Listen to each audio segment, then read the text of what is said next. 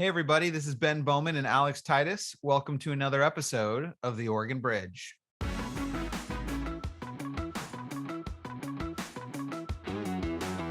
I think that everybody at this point just thinks what's going on downtown is wrong. And that until we can finally get the situation under control, like stuff like this is going to keep happening. It's going to keep getting more violent. We talk a lot, especially on this show, about the urban-rural divide. Our outcomes are tied together in this state. Our hospital system is tied together. Our public health is tied together. Our investment of resources is tied together. And I think the instincts that some people have on the left and on the right to just cut off the relationship and separate is just not realistic.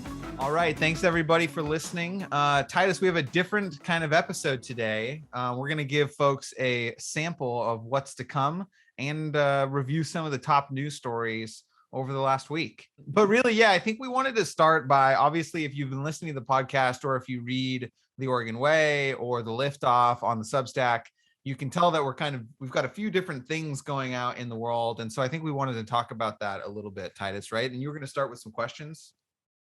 Yeah. So Ben, we've talked a little bit about Liftoff, what the Oregon Way is before, but very shortly, there's been really little I don't even know if we've told people the domain of where they can go and find where the Oregon Way and where the Liftoff is. So one, where can I go and find that in an easy manner? And then two, what is the Oregon Way and what is the Liftoff? Fair. So easy starting point is the URL for the both of these products is the Oregon Way, one word, .substack.com, theoregonway.substack.com. Both the Liftoff, which is basically a news aggregation newsletter, and the Oregon Way, which is basically an op-ed page for the most interesting and important topics about Oregon's future. They're both through the same Substack. So basically, once you subscribe to that Substack, you will receive all of the emails that go out. And we're working on making it customizable. So basically, you get to choose which particular things you want to receive. But right now, it's all in the same place. So if you just go there and subscribe, you'll get it. In terms of what the Oregon Way is, this is what was started by Kevin Frazier. We interviewed him in one of our first episodes if you want to learn more about this. But essentially, it's like an op-ed page for anyone, whether it be an elected official or a lobbyist or just a citizen, to give their perspective on an important public policy issue or political issue that impacts Oregon's future and put it out into a community of civic-minded Oregonians. And then the Liftoff is basically, think of it as like Axios or Politico Playbook, basically focused exclusively on Oregon issues. So Alex, myself, and Kevin, as well as several interns and other supporters, are reading all the statewide and local news in Oregon, a bunch of different national sources, and we're trying to aggregate what we think the most important stories are on politics, government, campaigns, and elections that people need to know in order to operate in this space and understand what's going on.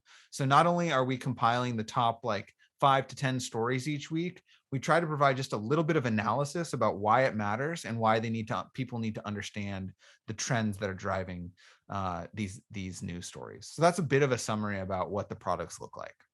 Yeah, and I think that the most interesting thing, at least for us when it comes to Liftoff, is it's supposed to be short and it's supposed to be insightful. So the idea is that you can figure out what the heck is going on in Oregon politics and things that are relating to Oregon nationally by spending 5 minutes once a week reading it, because there's so many newsletters going out. There's so much content being created that they're like, and I mean, this is me personally, right? Like I actually like my news formatted this way always. Maybe that's because I'm a millennial, but we could have a further discussion about that. But it basically is just going to take the most important things that you need to know and easily summarize them together. Plus give some of the different analysis and analytical takes, both from the conservative perspective from me and then also from the progressive perspective from Ben too. But we try to make it fairly nonpartisan. But I mean, of course, also and as you've learned throughout this podcast, our bias is inherent in everything, but we think that causes for a more honest conversation than for Ben to pretend like he's, completely unbiased with anything and has no political views. And the same with me, because we're people and that's just who we are. We think that's also what kind of makes this product unique. Totally. Yeah. And I think like it's interesting, the newsletters that seem to have the most traction at the national level, or at least the ones that I like to read, they have an editorial voice to them, right? Like, so Mike Allen from Axios has a point of view and he will occasionally insert it. Politico Playbook got in a lot of trouble because they sort of editorialized against the strategic plan that the Biden administration was using, and people were like, oh, you're biased. And the point is, the reason why, their argument is that the reason why you're subscribing to this is because we are professionals in this space who are paid to understand these trends and predict the fallout of what's going to happen, or something along those lines. And so the idea here is like, nobody's surprised that I'm a liberal. You know, I run for office as a liberal. Titus, you've written, you know, dozens of op-eds that have been in conservative publications. Like, our biases, our inherent biases are known. So folks can do with that what they will, but the idea is we do have some level of analysis about what's going on and why it's going on. And we also try to supplement the newsletter. Like, we're going to have an exclusive interview, just a really short 4 or 5 question interview with elected officials. We're going to have guests who write a couple of bullet points about what they think folks need to know for the week, to try to make it a more fun and interesting and engaging type of newsletter. Yeah. So you guys should definitely go check it out. If you also just Google the Oregon Way, it should pop up near the top. So shouldn't be any troubles finding it. So definitely go and check it out. And what I will say, because I know folks don't always, some folks listen to the podcast days or weeks after they're released.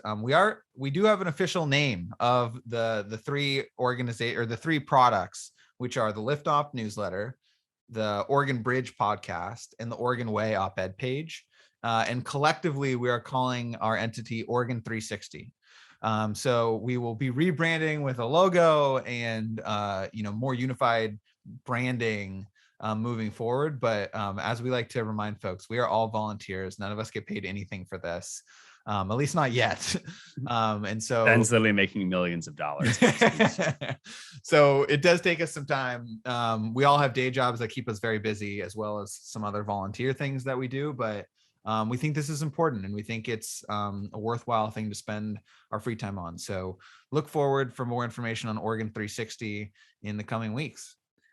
But with that, I think we wanted to give people just a run through of here what we decided are the top stories for the week that were included on the Liftoff that came out on Monday, the 30th of August. So the first story was essentially updates on the governor's race. So we, of course, plugged our podcast episode with Dr. Bud Pierce. My dad says that this is our best episode, Titus. So good work. And I think Thank you. And I think what people liked about it was, like, again, Bud Pierce, medical doctor, interestingly, basically said, like, I would choose vaccines over masks. And I think by enforcing a mask mandate, we're losing trust in the institutions that are telling people they should be vaccinated. And so I wouldn't make that trade-off. Very controversial position, one that I don't agree with, but honestly, frankly, a better rationale than what I hear, frankly, from most on the right, which is, arguments about, personal freedom, et cetera, without recognizing that people's individual choices are impacting the community. So interesting episode from Bud Pierce.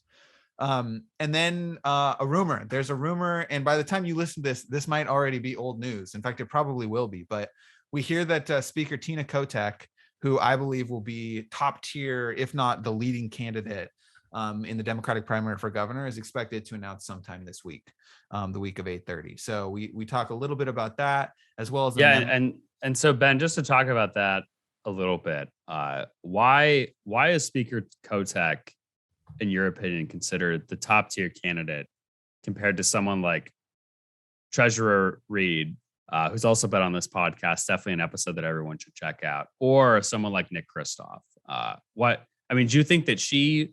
Because from the source that you and I had spoken to, it seems pretty clear that she is going to announce, maybe even the very day that this podcast is being released. So what, from your perspective, makes her the top tier candidate? Great question. And I'll preface by saying it is totally not inconceivable that Tobias Read would win the primary, or that Nick Kristof would win the primary, in my opinion. There's people who disagree and think that they are less likely. I'm not one of those people. But the reason why I think Speaker Kotek starts in first place is, think about what matters in a primary election. One, you need a lot of money so you can communicate out to voters your name, what you stand for, and why they should vote for you.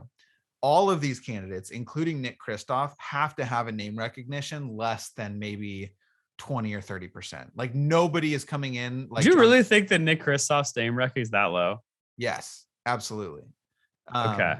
I think maybe I give the New York Times too much credit into sort of the white liberal audience. I would feel like most of Portland, or at least the folks who are voting, who I think are the most important, like would know who he is. But it's probably interesting. It's definitely higher with, because that was one advantage with Trump, right? Was like when it came to Nevada, most people had no idea what his positions were, but he had like 99% name recognition. I don't think Kristof has anywhere near that high, but I would think his would be. I mean, I could be wrong. I'd actually be curious to see some polling around this. Maybe, I guess our good friends at the Oregon Values and Belief Center are nonpartisan and not non-political, so unfortunately they can't do that. But interesting poll if someone is conducting any of those. Well, and the thing is, we know that candidates for governor are definitely conducting these polls, so they have this information. We're just guessing. I do think you're right that it's high. It's certainly higher for Democratic primary voters than it is for the broader electorate. But it's definitely not like Trump or John Kitzhaber in the 2010 primary, where he was a former governor coming in with sky high name recognition. So to increase name recognition, you need money. Or you need earned media. So the reason why Kotek has an advantage there is basically think of a case study being then State Senator Shemia Fagan's race for Secretary of State. She's running against Senator Mark Hass, who had far more experience, a lot of legislative accomplishments, had been around for a long time, and Jamie McLeod-Skinner, who ran like a very inspiring primary challenge of Greg Walden, came closer than any Democrat ever to winning in Oregon's most rural and conservative district, and had this sort of grassroots base. Shemia Fagan entered the race super late, but received hundreds of thousands of dollars from progressive groups, labor unions, pro-choice groups, environmental groups, etc. Speaker Kotek at least is perceived to have an advantage with all of those same groups. So that's and that was one thing I know you had actually a liftoff before with the campaign analysis breakdown. I know that Kotek did not have that much money, but of course, when your friends have a lot of money, hundreds of thousands or millions of dollars, that counts for a lot too. So yeah, for sure. And I think like the other thing not to forget is what will be interesting is, will Speaker Kotek, she's been speaker for 10 years, the longest speaker in Oregon history. And also many reporters will refer to her, like in the Willamette Week, they refer to her as the most powerful politician in Oregon, like more powerful than the governor even, which is sort of shocking. But that kind of power there's two things that go along with it. One is she certainly has a network of legislators across the state who are loyal to her and who believe in her and who will probably want to see her promoted to governor. But she's also had to make very challenging decisions, particularly for a Democrat, including things like cutting PERS that have been super controversial and have earned some enemies. So the question is like, how does that shake out? Shemia Fagan, for example, she never had to take a vote against PERS. She avoided some of the controversy that you can't avoid when you're the head of the Oregon House. So a lot of factors at play there, but I think she'll be a very strong fundraiser, and B, like when people open up a voter's pamphlet and they see an endorsement from a labor union or Planned Parenthood or environmental Oregon League of Conservation Voters or another environmental group, assuming she is able to maintain the sort of Shemia Fagan level of support, I think that makes her a really strong candidate and hard to beat. That being said, Tobias Read, excellent fundraiser. Nick Kristof, potential to be an excellent fundraiser. And they're going to have other advantages and perhaps less baggage in terms of votes than the speaker. So anyone's ball game, but I think people who look at like initial polling and say, oh, Tina Kotek's at less than 10%, or she doesn't have that much money, that's a bad reading of the state of affairs. So the next major article, we spoke about Nick Kristof. He released a 15-page memo outlining his residency chops, basically why he thinks he meets the legal status of Oregon resident. You have to live in Oregon. He's 100% going to run. Yeah, like you probably don't have no one pays a lawyer to put together that BS memo to not run. That as legal fees are probably expensive.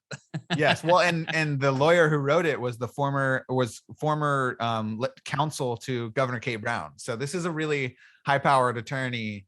And I think the context people should remember about this is there have regularly, or at least semi-regularly, been challenges to people's residency eligibility. And almost across the board, those challenges are swept aside. Oregon has historically been pretty lax in terms of whether or not someone qualifies as a resident. So I would be surprised if they prevented someone like Nick Kristof from running simply because he voted in the argument is basically he voted in New York in 2020. So how could you have lived in Oregon for 3 years by 2022? And the memo outlined several different things, one of which that I thought was interesting was New York doesn't require your primary residence to be New York in order to vote in New York elections. So his argument was my primary residence was always Oregon. I didn't have to choose New York to vote in New York. I just chose to vote in New York. So definitely not great for Nick, but it's definitely not going to prevent him from running, in my opinion. Or I don't think like most voters are going to make their choice based on this. Yeah, I don't think anybody's going to care. The thing, and actually, I think nationally, this is so key. And frankly, and again, I always think it's funny because I feel like on this podcast, we only compare Democrats to Donald Trump. And they probably want to kill me when I say that. But the amount of media attention that Nick Kristof will get when he runs is going to be astronomical, at least in my opinion, because journalists love to cover things that other journalists are doing. And Ben, you have a little bit of experience this now because you're an editor and our primary writer of the Liftoff. But I think that the media attention, there's going to be so many think pieces. He's going to do so many TV interviews. He's going to do podcasts. He's going to do radio. It's going to be astronomical because journalists are going to be, I mean, there already has been some pieces about this, right? Like he made quite a stir when he said that he was going to explore a run. I think that will, I mean, money matters a lot, but free publicity and media do, of course, too, which is free money, basically. Yes, so exactly. Yeah, I'm pretty bold on Kristof if he does decide to run. If I was him, I would absolutely run because, again, I think he's going to raise a bunch of money. I think there's going to be a lot of media attention. Yeah, I think you're probably right about that. And the other advantage that I think he has is so people should follow him on Twitter and then follow any other Oregon politician on Twitter. He comes across, like I wrote in the Liftoff, he has one of the most interesting Twitter feeds. Like he's tweeting about interesting things and providing semi-controversial, not controversial, but like interesting opinions. And in other words, like he's not always on his talking points. Which I think if you look at Twitter feeds for a lot of politicians, it oftentimes comes across as like a carefully scripted one sentence thing. It's horrible. Yeah, it's not fun. So to the extent that that is true of who Nick is in interviews and with voters, like I think that's helpful. I think scripted politicians was like very much a 1990s, early 2000s thing that is not. I think politicians who aren't scripted, including people like Donald Trump and Joe Biden, come across better with voters. So we'll see how that turns out. Last thing on this, before we transition to the next topic, is Labor Commissioner Val Hoyle, who has said in the past that she's not running for governor, but who many, myself included, have thought potentially could enter the race later, has reiterated to a local Eugene source, KLCC, that she's not running for governor. And this is on the heels of a thorough investigation released by the Department of Justice, conducted by a private investigator, that basically says she and the Bureau of Labor and Industries did not do anything wrong. They were accused of wrongdoing, racism, poor practices by a couple of disgruntled former employees who are still suing the agency. But like the Oregonian wrote about this, and basically every single claim was debunked or dismissed by this private investigator. And in some cases, the claims were like flipped on their head, where you actually feel more sympathetic for the agency or for the other people involved. So very great news day for Val. There's still obviously the lawsuits that will be litigated, but she has said she's not running for governor, at least not right now. Yeah, that was a coup for Commissioner Hoyle. That could have been if that would have been a disaster, I think, especially with some of those allegations, like she would have put, I don't think she would have been done in the sense that she would have had to resign, maybe if they were really bad. But I mean, that could have been quite a death knell to any campaign for governor, which of course she said that she is not running. She's running for re-election. So probably governor at a future point. Yes. So yeah, that was like our roundup of stories in the governor's race. Again, this week, a lot of people are suggesting Kotek and potentially several others will be jumping in either this week or this month. So it's going to heat up really, really fast. People are going to raise a lot of money really fast, and it's going to get very interesting. The next main story is about redistricting. So another rumor that we've heard, unsubstantiated, but it does seem like it's the case. At least one map, potentially a Democrat and Republican map, potentially a Senate map and a House map. We're not exactly sure what it's going to look like, but the redistricting committees are going to release at least one map, we think, this week about what the legislative and or congressional districts will look like under their first proposal to receive public feedback. To say there's a lot riding on these maps is an understatement. Like, people are trying to decide where to move because of these maps. People are deciding whether or not they're going to retire because of these maps. People are trying to figure out whether Republicans have a chance to pick up a congressional seat or potentially even, regain some traction in the state legislature. So there's a ton riding on these maps. And there's a lot of context that we could talk about, Speaker Kotek's deal to give Republicans an even number of seats in the House, and, how the congressional map goes to the courts versus if there's no agreement in the legislature versus the legislative maps going to the Secretary of State's office, who's a progressive Democrat. There's so many layers here, but the main point is this is the month of redistricting. Like, this whole month, a lot of political oxygen is going to be sucked up by people reading maps, providing input to maps, trying to lobby members to change the maps, et cetera, et cetera. So expect a lot on that front. Good news for Democrats, good news for congressional incumbents in Oregon. Axios came out they had done some reporting that uncovered there's 15 districts that the National Republican Congressional Committee, which is basically the campaign arm of congressional Republicans, they've targeted 15 districts, and none of them are Oregon districts. So that's great news for Kurt Schrader, for Peter DeFazio, the two congressmen who are in the most competitive seats in Oregon. And maybe to throw some cold water on that, I was in DC last week doing a bunch of meetings with folks, and I think that there is actually quite a lot of interest from different conservative groups, different PACs and things like that for what's going on in Oregon, especially as it relates to Skarlatos and then potentially Lori as well. But yeah, I mean, who's going to know until we actually see what the maps look like, right? Because it could be, as you said, 5-1, it could be 4-2, it could be 3-3. No one even knows who's going to be running against who at this point. So yeah, I think that they're just going to basically have to wait until that process plays out before there's actually any concrete interest in either of their candidacies. Yeah, no, I agree. I don't necessarily think people should read into this too much, other than the fact that like every congressional seat in the country is getting redrawn. So if you're one of these 15 districts who got targeted, that's a pretty strong indication that there's going to be financial resources dedicated to defeating you.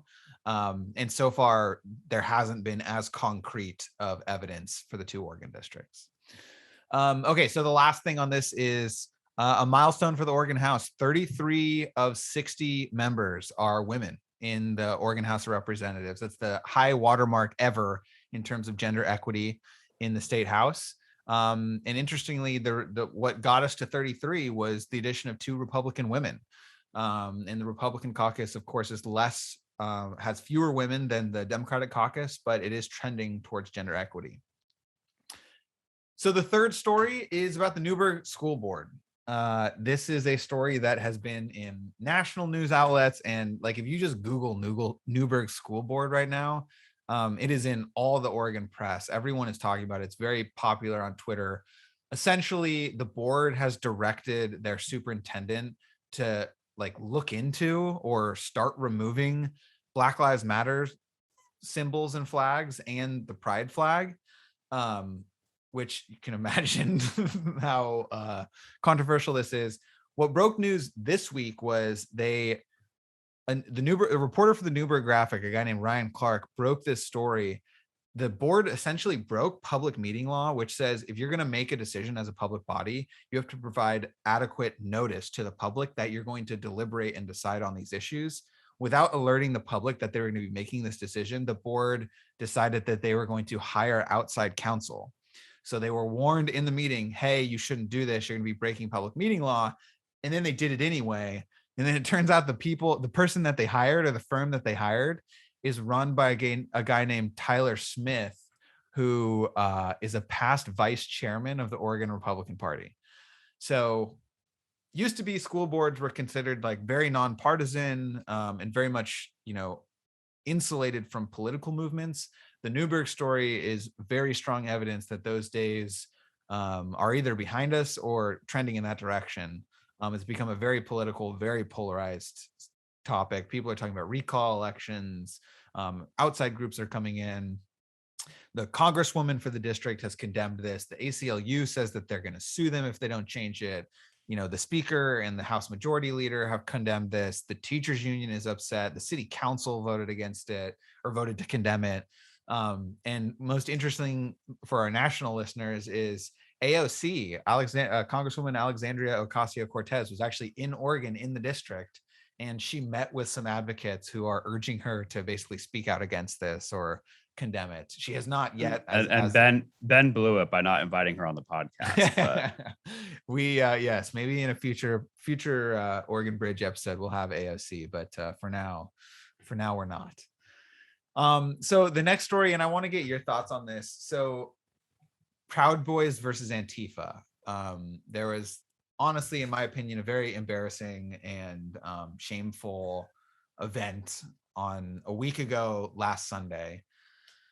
Or basically like Proud Boys had this rally and like Antifa showed up and they started like shooting paintball at each other and throwing tear gas, and like they knocked over, I think the Proud Boys knocked over a van, and Antifa attacked these journalists. And this was all happening right in or next to Parkrose High School, which is a part of Portland that often feels neglected and forgotten about. Meanwhile, I think this eventually escalated into like gunshots being fired in downtown Portland, I think. So it was honestly just like an awful thing to watch unfold on Twitter. And it seemed strange to me was after it happened, going into this, the police had basically said, we're not going to be standing in between these two groups and, preventing this from happening. And then after it happened, the OPB headline is Portland mayor claims victory as Parkrose residents reel from unchecked political violence. So the mayor basically said, heck of a headline. Yeah. It's like, it was wild. Like it's hard to imagine that this would be the strategy moving forward for the police or for the city, that like, we're just going to be hands off when these sort of things happen.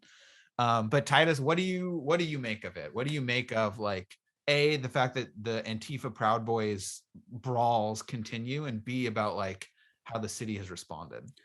Yeah, and I've actually written about this before. I mean, this was probably like a year and a half ago, maybe 2 years ago, but there's been videos downtown and this was kind of before the Proud Boys were even a thing, of like random members of Antifa protesting in the street and them just openly attacking cars. And there's members of the police force sitting by. I mean, you can see in the video their police cars, and they're just doing nothing. It seems like maybe I'm crazy here. I don't know. It seems crazy that the people are allowed to brawl in the streets and that the police won't basically shut this down and do nothing. Clearly there's tons of laws that are being violated when any of this sort of thing happens. And and again, you focused on here too, that like there was a couple of, I don't know if they're think pieces, if you'd want to call it that, but like Matt Tibby, for example, who used to work for Rolling Stone and has a pretty popular Substack now. He wrote a piece about this actually because the journalist was attacked during this whole, I don't even know if you'd want to call it a skirmish or call it role playing or whatever it is. But it's frankly just out of control. And again, this is something that you mentioned on a previous liftoff, but Republicans are just going to hit this point over and over and over and over and over again. Whether you're Bud Pierce or you're Mayor Stan Pulliam, or I know we're having Bridget Barton on the show here at some point too. And like, they are just going to hammer on the Portland issue because I think the people have basically just had enough. And by that, I mean, I think that everybody at this point just thinks what's going on downtown is wrong. And that until we can finally get the situation under control, like stuff like this is going to keep happening. It's going to keep getting more violent. And I mean, why would you want to live downtown when things like this are happening on your block or like have kids in an area like this? I mean, it should just be unacceptable. But yeah, I mean, until something changes, you can really just keep expecting to see news stories like this on a weekly or biweekly basis. I did want to read a short excerpt from retired Oregonian columnist Steve Dean, who still occasionally writes pieces for the Oregonian, who took he was basically defending the police, which was interesting. And this is a part of what his argument is. This much seems clear. And the context of this is he's talking about progressive demands of defunding the police or using less confrontational tactics like tear gas. This much seems clear. The cops weren't being asked to run, as they say, toward the fire. They are being castigated because they are no longer inclined to serve, protect, or position themselves between right-wing loudmouths and the left-wing demonstrators who insist all cops are bastards. Portland police are done. He says done with that, he draws a comparison to Afghanistan. He says they've concluded their riot gear is energizing the combatants, not enforcing the police. So I think what he does that's really important is he reminds us of the political context this is in. Like, this is after, calls for defunding the police, an actual reduction in the police budget by the city of Portland. One of the teams that was, I forget the name of it, but one of the teams that was supposed to respond to incidents like this, all the police officers resigned from that appointment. They stayed. Yeah, the rapid response team, or some specific title for it. But yeah, you're right. They were basically like, we're not doing this. His argument is they've been told they can't use tear gas and these other things, and they should be able to. This is Steve Dean's argument. They should be able to in order to control the crowd. So I think the mistake that people make, and this would be one of my critiques of Dr. Pierce in our last episode, is this is clearly not an easy problem to fix. This is clearly not like, well, if we just had leadership and someone who could get everyone around the table. It's like, no, there's severely bisecting or there's interests that are clashing, that are not aligned. And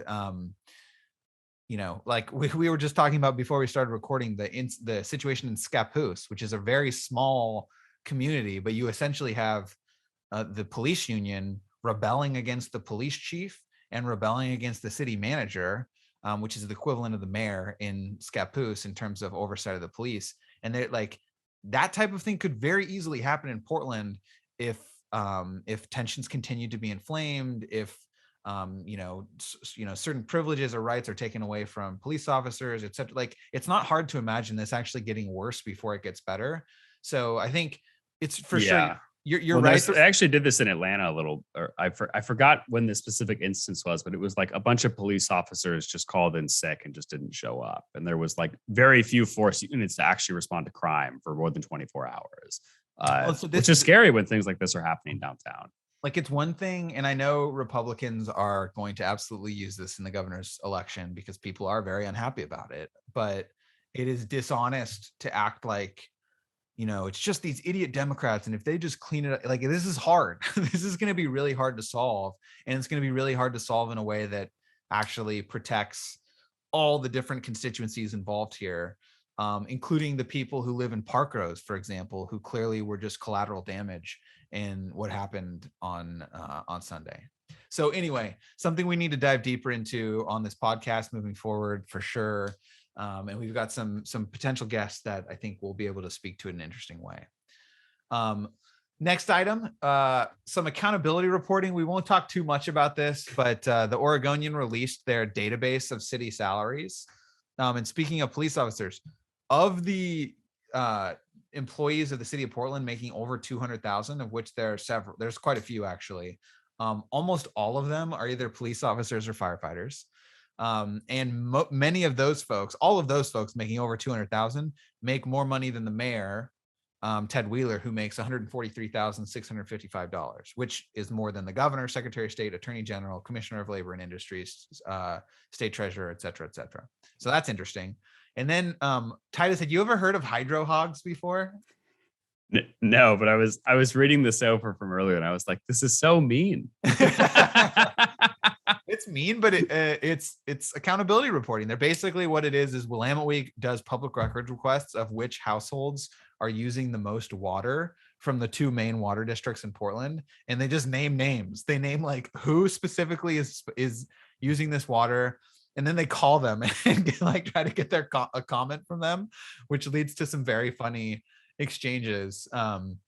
And there's a couple of politicos on this list, including a state senator, a CEO of a major company, et cetera, et cetera. Yeah. So Ben, give me the background on Senator Kate Lieber, who I see as a Democrat from Beaverton. How is she using more water, or almost as much water, as the CEO of Columbia Sportswear, who I'm assuming has a massive house? Well, yeah. The thing you need to remember about state legislators is like the vast majority of them are not making their incomes or the most of their incomes from their legislative pay. So Senator Kay Lieber was very successful in the private sector prior to running for office, and she's also married to a higher powered attorney as well, who's done very well. So I think that's the backstory there. But yeah, a lot of water being used by a small number of people. Interesting for some folks. It was funny. I would love a mortgage at that amount. That would be like $1 million house. It was funny to hear. There's one guy who I can't even remember who it was, who's like number 1 on the list like 4 years ago or 3 years ago, and was like number 10 this time. And so when they called him, he was like, "Hey, at least I'm not number 1. This is awesome." Which, yeah, very, very interesting read. So we're going to wrap it up. We got a couple more stories. This one we could talk about for a long time. It's about the economic forecast from the state's, basically the state's economist, as well as what that means for the kicker. So our listeners probably know, but if you don't, the kicker is basically when Oregon collects more revenue than it budgeted it would collect, it is constitutionally required to give that money back proportionally based on how much an individual paid in taxes to taxpayers. So because the kicker is kicking, there are some Oregon taxpayers who are going to get like $17,000 back. I think the average person is going to get somewhere around $450 back. The total amount is $1.9 billion with a B. And so what you essentially get is you get folks on the right, like Reagan Knope, who wrote about this on the Oregon Way, who says the kicker's great. The money should be spent by taxpayers, not the government. And in fact, the kicker limits government spending and government growth and forces the government to use better budgeting practices. That's on one hand. And on the other hand, you have we have $1.9 billion in surplus right now. We know during recessions, we're going to have to be cutting government services because we won't have enough money. Why on earth wouldn't we put this in a rainy day fund or allocate it to low income Oregonians who need it now, et cetera, et cetera. Titus, what I wanted to ask you about, and I actually am very serious about this. So Matt Iglesias, who is a very well-known co-founder of Vox, has like the most popular Substack, is making like hundreds of thousands, if not millions of dollars from his Substack. I think millions of dollars. Yeah. Which is wild. He somehow this showed up in his feed, and he was basically saying, he was asking John Horvick, Oregon's like top political pollster, wouldn't it be politically feasible to restructure the kicker in a flatter way? And John said, well, usually when people are wanting to find out how it polls, they want to figure out, could we put this to a rainy day fund or could we give it to other government services? Mm-hmm. So Titus, what would you say I'd say you're a pretty populist conservative. What would you say about reforming the kicker so that every Oregonian receives an equal amount from the kicker? So instead of really rich people getting a big check from the government and poor people getting very little, we basically make it flat, like what Matt Iglesias is suggesting, and everybody would get, I don't know what it would shake out to be, but let's say $1,000 or $2,000. Do you think Republicans, do you think you could get GOP support for a proposal like that? So I do think you could get GOP support for that proposal. And let's take ourselves to, I don't know, some random state in the country that has a very close, actually the state of Virginia, for example. I think they have like +1 or 2 in both their state house and their state senate, right? So like you can't lose a lot of votes. It's very close. In Oregon, with the situation that we're in, I could never see a compromise like that happening, just because if you're the Democrats, and you want to have more money for a rainy day fund, why No, would you? it's a constitutional reform. Democrats can't do it alone. Oh, yes, you're right. Constitutional reform. What exact percentage would they need then? I think so. We should know more about this, but basically there's two choices here. One is the legislature could refer it to the ballot, and I'm not sure if I think that would require Republican votes. Maybe not. I don't know. I'll try to Google it while we're talking here, but or you could do a initiative and referendum process where you collect enough signatures to change the state's constitution. Yeah, I think it would be interesting, and even just removing the semantics of how it would work, I feel like you could totally see some Republican from a rural district being like going to a very progressive Democrat and saying something like, "Hey, you might want to give more of this money to African American communities, Hispanic communities, Asian communities, etc. I want to give more of this money to families that have been affected by the change in the economy, whether if it's timber, whether if it's, fishing or agriculture, whatever. Let's come together and take some of Portland's pot of money and redistribute it amongst our own constituencies."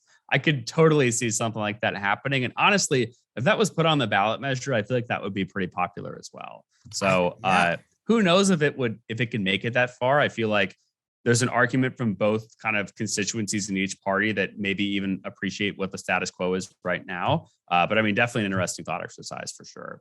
Yeah, I mean, the way I've been thinking about it is like, I think as a Democrat, I think it makes more sense from a governance perspective. Reagan would, of course, disagree with me on this, but I think it actually makes more sense to put it in a rainy day fund or put it someplace where when we need the money, we can access it rather than just like making our class sizes larger and firing teachers and et cetera, et cetera.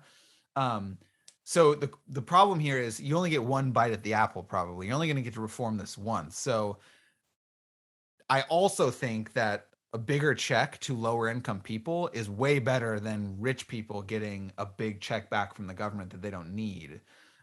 So if I couldn't get the rainy day proposal, or if Democrats couldn't get the rainy day proposal, would they be willing to settle for a sort of compromise of that probably, like you said, could pass because most voters would get a raise, an increase.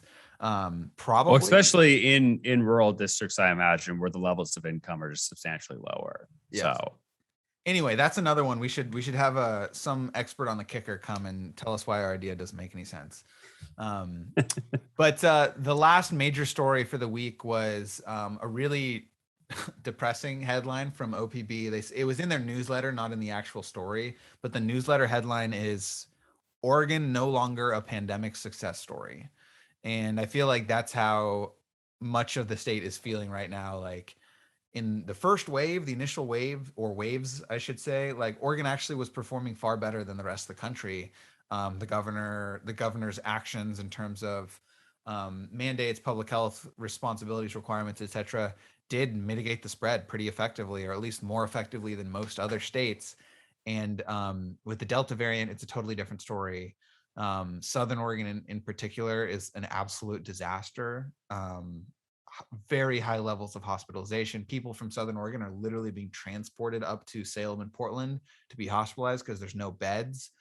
Josephine County and Tillamook County have literally requested refrigeration trucks to store dead bodies because their funeral homes do not have the capacity to handle the deaths from the Delta variant. So I don't think there's any way to spin that other than incredibly depressing and tragic and awful. And I think just underlines what I continue to be frustrated by, which is an inability for us to agree that vaccines are a good idea, or for everyone to agree. Like, this is the way that I see it. Virtually every person in a position of power, including former President Donald Trump, has been vaccinated. And as we've mentioned on this podcast, Democrats and progressive-minded people overwhelmingly vaccinated. But for some reason, whether it be the media, whether it be social media, whether it be signaling power from politicians, conservatives and rural folks are tending to be far less vaccinated. And I think it's one of the most important and unsolved immediate public policy problems in our country. And I don't know what to do about it. Titus, what do you think? What do you think could be done about it? Well, to be fair, the thing I think also gets left out of this is like a lot of people of color are also not vaccinated, like from a pretty substantial high amount. That's been shown repeatedly too. I don't know about in Oregon necessarily because we don't really have that high of a percentage of, for example, African American community compared to somewhere like California. But I don't know. I do actually think Bud made a good point when it came with the mask thing. Is that, like, for example, I think it's ridiculous that I'm fully vaccinated, that I have to wear a mask when I go to something like the gym if the vaccine is supposed to be 99% effective. If I'm on the border of getting vaccinated or not, and then I'm basically being treated the same way, at least in my opinion, as someone who's not vaccinated, I guess, like, to me, the calculus, if you're that in that person's shoes, the calculus might be like, well, what difference does this make anyway? And it does make a big difference. It's like with the flu shot, you can still get the flu even if you have the vaccine. But I don't know. It's a tough issue. But honestly, that issue is actually less interesting to me than this hospitalization thing in some of these rural communities. Like, I just think, Republicans have absolutely no plan when it comes to healthcare with anything, no matter what the GOP might tell you. Our party's healthcare policies are just an absolute joke. But it's like, I was reading an article, Ben, about how I believe it was Tillamook County. They have like 11 deaths per week or something, and like what I would consider to be a pretty small number of hospitalizations.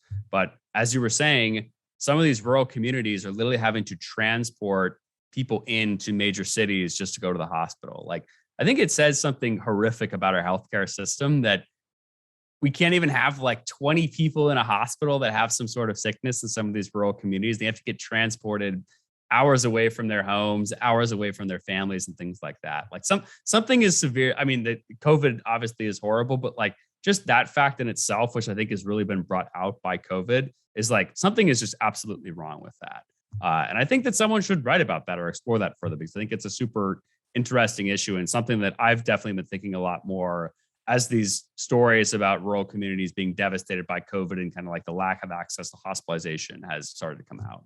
I think Dr. Pierce mentioned that in our interview with him too, that one of his arguments was, I'm paraphrasing, he said it better than this, but basically we can squeeze more out of our public health system. Like, it could be more efficient somehow. I don't know exactly what he meant by that, but that seems to be what you're getting at as well, as like, shouldn't these rural hospitals have greater capacity? Is that kind of what you're getting at? Yeah, or just more investment for them to have greater capacity. Rural hospitals and I don't want to get us completely off topic, but like, rural hospitals have been closing across the country. Actually, many of them, including in Oregon too. And like, I think it's just an utter shame that, somewhere like Tillamook County can't have, I don't know if it's dozens or if it's multiple dozens of people in the hospital where they have to start transporting individuals across the state just to get access to what I would consider to be pretty basic emergency care. But that's kind of a thing that I think more people should be exploring as those stories with COVID start to come out. It's like, even in the cities, right? Like, if hundreds of people are in the ICU and we can't handle that in Portland or Los Angeles, like, what does that say about our healthcare system? Yeah, and what is I wish I remembered who wrote this, but somebody was also asking, well, what does that mean for Cascadia? Like, when the big earthquake happens? Yeah, exactly. What's going to happen? The last thing on this, and I think then we'll close, is not good thing about this, but an important reminder from COVID is, we talk a lot, especially on this show, about the urban-rural divide and about how we are culturally and politically divided in this state. And it is certainly showcased by COVID, no doubt about it. But the fact that public health in Josephine County is impacting the hospital beds where I live in Washington County is a reminder that, like, we are one state still. We still are we still are a large community of people. And I think the instincts that some people have on the left and on the right to sort of like just cut off the relationship and separate is just not realistic. Like, our outcomes are tied together in this state. As progressives in urban and suburban places, and as rural folks who tend to be more conservative, like, our hospital system is tied together, our public health is tied together, our investment of resources is tied together. And like, I just think these articles about, people being transported to access life-saving medical care is the perfect illustration of that. Titus, any closing thoughts? Definitely go check out the Liftoff. It's much shorter than what we had just went through. It takes about 5 minutes to read through instead of 55 to get through. But no, I was really excited we got to do this episode because I know we've kind of talked about this for a while, and people I think have been saying like, what is this thing? And I think this gives much more kind of meat to the details of what we're trying to do and what we're trying to build. Absolutely. Thank you everyone for listening, for subscribing, for rating us 5 stars on Apple Podcasts. We just broke 50. So did we really? 5-star reviews. Yeah. Just broke 50. We are well over 1,000 subscribers on the Substack. We're well over 100 paying subscribers. So we've got some good metrics. I think we are getting dangerously close to 5,000 downloads on the podcast channel too. In fact, this episode might be the one that gets us there. So we really do appreciate the support and people believing in what we're doing and supporting it. And with that in mind, thanks again, and we'll see you next week. Thanks, everybody.